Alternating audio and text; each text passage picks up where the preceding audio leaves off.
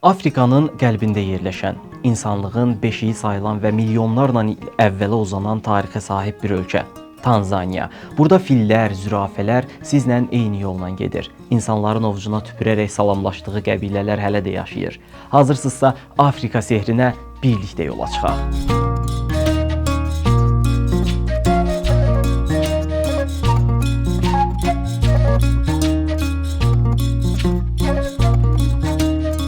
Tanzaniya Birləşmiş Respublikası Afrikanın şərqində, Hind okeanının sahilində yerləşən bir dövlətdir. Eyni zamanda bu ölkə UNESCO-nun qoruması altındadır. Tanzaniya dövləti adını 26 aprel 1964-cü ildə birləşən Tanganyika Respublikası və Zənzibar bölgəsinin ilk ecralarından götürüb. Ölkə ümumilikdə tropik iqlimə malikdir və ekoloji baxımdan möhtəşəm təbiət parkları ilə tanınır. Vəhşi təbiətin çoxluğu ilə tanınan Dodoma bölgəsi 1996-cı ildən bu yana ölkənin paytaxtıdır. Tanzaniya müstəqillik qazandığı tarixdən 1996-cı ilə qədərsə Darüsselam adlı sahil şəhəri ölkənin rəsmi paytaxtı olub. Darüsselam bugün bir çox idarə binalarına və rəsmi qurumlara sahib olsa da, artıq yalnız bir ticarət şəhəri hesab olunur və diplomatik baxımdan rəsmi statusa malik deyil. Şəhərin adı Dar və Selam sözlərinin birləşməsindən yaranıb. Darüsselam sözünün tam mənası sülh evi deməkdir.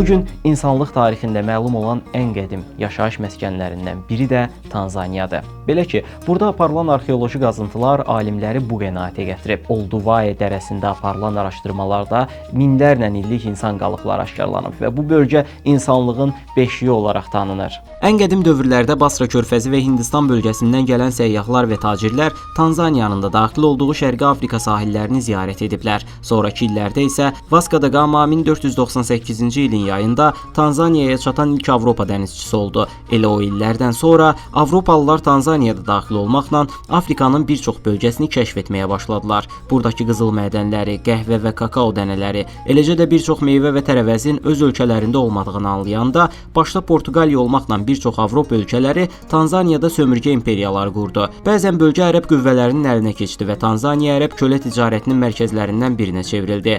Ərəblərdən sonra ingilislər 1961-ci ilə qədər bu ölkəni tam şəkildə istismar etdilər. Bölgəni könüllü tərk etməyən ingilislər Tanzaniyalılar tərəfindən ciddi müqavimətlə qarşılaşdı və ölkə müstəqilliyini qazanmaq üçün çox çalışdı. Son 60 ildir ki, Tanzaniya öz külündən yenidən doğmağa çalışır və müstəqil bir dövlət olaraq güclənmək istəyir. Ümumi iqtisadiyyat kənd təsərrüfatına əsaslansa da, torpaqların yalnız 4% əkinçiliyə yararlıdır. Bu həm iqlimlə, həm də torpaq quruluşu ilə bağlıdır. Sənaye isə çox məhdud və ilkin şərtlərlə həyata keçirilir. Ölkəni ayaqda saxlayan əsas resurslar qızıl mədənləri və son zamanlar hasil olunmağa başlayan təbii qaz ehtiyatlarıdır. Tanzaniyada qızıl, almaz, kömür, dəmir, nikel kimi qiymətli minerallar olsa da, mədənçilik sahəsində hələ də inkişaf edə bilməyiblər. Çünki imkanlar məhduddur və texnologiyaya sərmayə yatırmaqda çətinlik çəkirlər.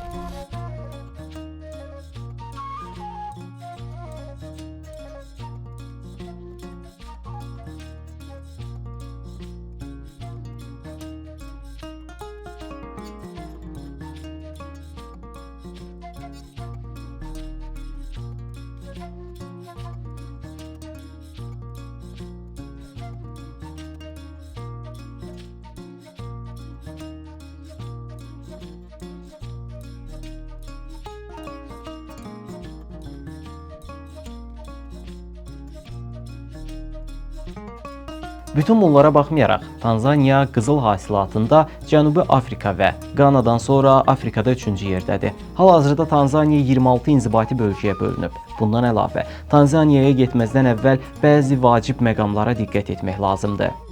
Çünki burada uzun müddət qalacaqsınızsa, bəzi davranışlarınız yerli əhali tərəfindən yanlış başa düşülə bilər. Məsələn, Tanzaniyada kişilər ayağının üstünə aşırmazlar, yayılıb oturarlar. Əgər bir kişinin ayağını aşırdığını və ya sizin çiyninizə toxunduğunu görsəniz, yerli insanlar onun homoseksual olduğunu düşünə bilər. Salamlaşarkən yanaq-yanağa toxunmaq da eyni şəkildə qəbul olunur və narahatlıq yarada bilər. Ölkədə polietilin torbaların istifadəsi, qəlyan çəkmək və gecə saatlarında səyahət etmək qadağandır. Tanzaniyaya gedirsinizsə, dostluq dostluq üçün yox, gözəl çimərliklər və Afrika ruhunu yaşadan safari turları üçün gedin. Amma safari turlarında da turistlər asanlıqla aldatılır. Əgər safariyə qatılmaq istəyirsinizsə, yolda sizi saxlayıb tur təklif edənlərə inanmayın. Rəsmi saytlardan qeydiyyatdan keçin. Safari zamanı fillərin yanınızdan keçməsi, zürafələrin maşına baxması, təbii təbiətdə avtomobillə gəzinti isə yaşanmağa dəyər təcrübədir. Tanzaniyanın bir çox bölgəsində infrastruktur sistemi inkişaf etmədiyi üçün su ehtiyaclarını quyulardan çəkərək təmin edirlər. Əgər kənd və qəsəbə tipli bölgələrə getsəz, evlərdə təmiz su olmadığını görə bilərsiniz. Bundan əlavə, gəzişərkən başınızın üstünə hind qozları düşə bilər. Bu səbəbdən ağacların altında yeriməməyə diqqət etməlisiniz. Bu ölkədə hər il təxminən 200 nəfər hind qozunun başına düşməsi nəticəsində həyatını itirir.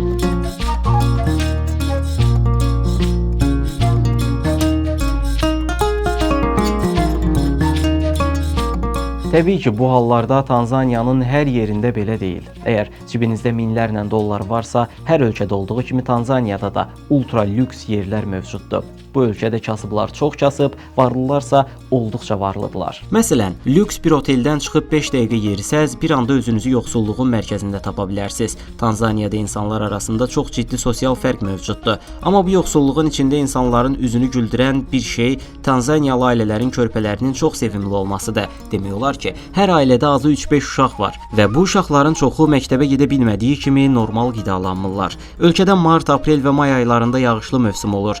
İyun-oktyabr ayları arasında isə quraqlıq hökm sürür. Ölkədə temperatur bəzən 40 dərəcəyə qədər yüksəlir. Məncə yay dövrü Tanzaniyanı ziyarət etmək üçün çox uyğun vaxtdır. Təbii ki, iqlim o qədər də vacib məsələ deyil. Əsas məsələ odur ki, əgər daha əvvəl Afrikaya getməmisinizsə və Avropaya yaxın bir yerdə yaşayırsınızsa, Afrika mədəniyyəti və atmosferi sizə olduqca fərqli gələ bilər. Çünki Tanzaniyada görəcəyiniz evlər, dükanlar, binalar, torpağın quruluşu dünyanın digər yerlərindən çox fərqlidir. İnsanların geyim tərzindən tutmuş dini inanclarına görə etdikləri ayinlər, yedikləri yeməklərdən əyləncə anlayışlarına qədər hər şey tamamilə fərqlidir. Bu səbəbdən Afrikaya ilk dəfə ayaq basanlar sanki başqa bir planetə səyahət etmiş kimi hiss edə bilərlər. Orada insanlar səhər yeməyində tropik meyvələr yeyirlər. Tanzaniyanın əsas mətbəxindəki yeməklər əsasən qarğıdalı, banan ətrafında formalaşır. Xüsusilə qızardılmış banan və manqalda bişmiş qarğıdalı onlar üçün bir ziyafət sayılır. Bundan başqa, qarğıdalı unundan müxtəlif sıyıqlar hazırlayırlar və bu sıyıqlar Avropa mədəniyyətindən keçmiş ədviyyatlı ətlərlə yeyirlər. Digər tərəfdən Tanzaniya tam olaraq 100 müxtəlif etnik qrup birlikdə yaşayır. Bu etnik qrupların demək olar ki, hər birinin öz dili və mədəniyyəti var. Bütün bunlara baxmayaraq ölkədə xaos yoxdur və xalq sülhpərvər ideologiya ilə bir arada tutulur. Küçələr və yollar həmişə doludur və bu sıxlığın içində Afrikanın müxtəlif etnik qruplarını görə bilərsiniz. Oradakı insanlar sizin turist olduğunuzu anlayan kimi dərhal yaxınlaşıb gülümsüyürlər. Əllərini uzadıb salamlaşmaq onların çox xoşuna gəlir, amma belə bir vəziyyət də var. Tanzaniyada Masai adlanan bir qəbilə mövcuddur və bu qəbilənin özünə məxsus salamlaşma üsulu var. Masailər salamlaşmadan əvvəl ovcuna tüpürür. Əgər bir Masai ilə qarşılaşsanız, salamlaşmaq üçün əvvəlcə ovcunuza tüpürüb sonra əl sıxmalısınız. Amma Masailər görəndə ağlınıza Amazon meşələrindəki vəhşi qəbilələr gəlməsin, çünki bu qəbilə zamandan qopmuş, mədəniyyətsiz bir toplum deyil. Ətraf mühitlə barışıq yaşayan bir cəmiyyətdir və Hakuna Matata adlı bir deyimləri var. Bu deyim həyatı dolu-dolu yaşa, əylən, narahat olma mənasını verir. Bu səbəbdən Masailər daim rəqs edir və əylənirlər. Bundan əlavə Zanzibardakı çimərliklərə getsəz, Masai qəbiləsinə mənsub gənclərin qadınlara söz atdığını görə bilərsiniz. Masailər bilərzik və yerli qidaları satmaq üçün Zanzibar bölgəsində çoxluq təşkil edirlər. Hətta 40-50 yaşlı Avropalı qadınlar bu bölgəyə köçərək Tanzaniyalı gənclərlə evlənməyi seçirlər. Tanzaniyalılar da ağdərili insanlara yaxın olmaq üçün can atırlar. Əgər Zanzibardakı çimərliklərə getsəz, bunu öz gözlərinizlə görə bilərsiniz. Təbii ki, bu seçim məsələsidir və hörmətlə yanaşmaq lazımdır. Masailər bir kənara qoyub Tanzaniyadakı müsəlmanlardan danışsaq, ölkədə İslamın üstünlük təşkil etdiyini görərik və buna görə müsəlmanlar salamlaşmaya böyük əhəmiyyət verirlər. Yəni Tanzaniyalılar həyatlarını dinin tələblərinə uyğun şəkildə yaşamağa çox diqqət göstərirlər. Ümumi əhalinin yarısı müsəlman və ya xristiandırsa, qalan yarısı isə yerli inanclara sahibdir. Məsələn, Ramazan ayında oruç tutmayanlar tənqid olunur. Tanzaniyada gecələr həyat tamamilə dayanır və gündəlik həyat 12 saatlıq zamanla məhdudlaşır. Bu səbəbdən orada olduğunuz müddətdə gecələr çölə çıxmaq üçün darıxa bilərsiniz. Gecə vaxtı edə biləcəyiniz ən böyük fəaliyyət Tanzaniyalı gənclərin toplaşdığı gecə klublarında əylənməkdir. Bu gecə klubları adət etdiyimizdən fərqlidir. Yerli rəqslər və musiqilər ifa olunur. Gecə klublarında turist olduğunuzu anlayanlar tanış olmaq üçün yanınıza gələ bilərlər. Bunun xaricində Tanzaniyaya məxsus rəqsləri izləmək əlbəttə gözəl və əyləncəlidir. Ən sonda isə Tanzaniyada krandan və ya açıq axar sudan heç birindən su içməyin. Su ehtiyacınızı yalnız marketlərdən qarşılamaq lazımdır. Həmçinin ölkəyə getməzdən əvvəl hepatit A və B peyvəndlərinizi vurdurmalısınız.